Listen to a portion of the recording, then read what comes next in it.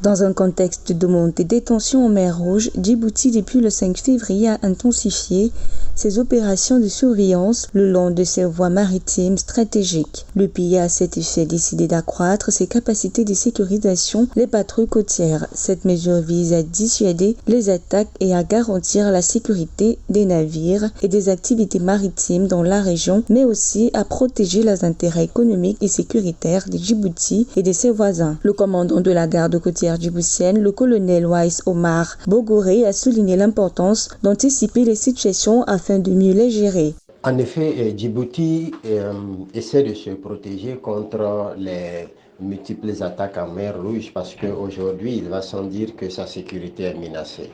Parce que elle achète une guerre qu'elle n'a pas créée dans la mesure où ce sont les Houthis qui attaquent des navires en mer Rouge et les Américains avec leurs alliés essaient d'empêcher que les Houthis continuent de perturber le trafic maritime.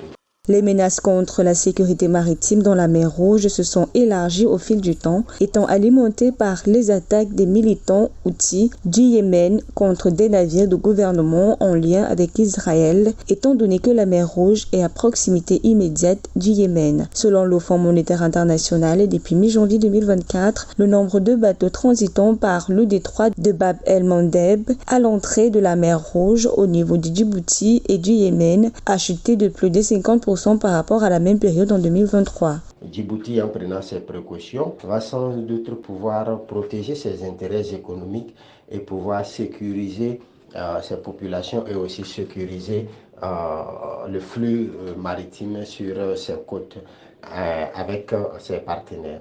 Djibouti abrite plusieurs bases militaires, mais ne fait pas partie de la coalition internationale dirigée par les États-Unis qui a lancé des frappes aériennes contre le groupe Houthi. Le renforcement des patrouilles côtières témoigne de la détermination de Djibouti à protéger ses eaux territoriales et à garantir la tranquillité des activités maritimes dans la région. La situation reste préoccupante sur le plan économique, mais Djibouti compte sur la collaboration internationale pour faire face aux défis actuels.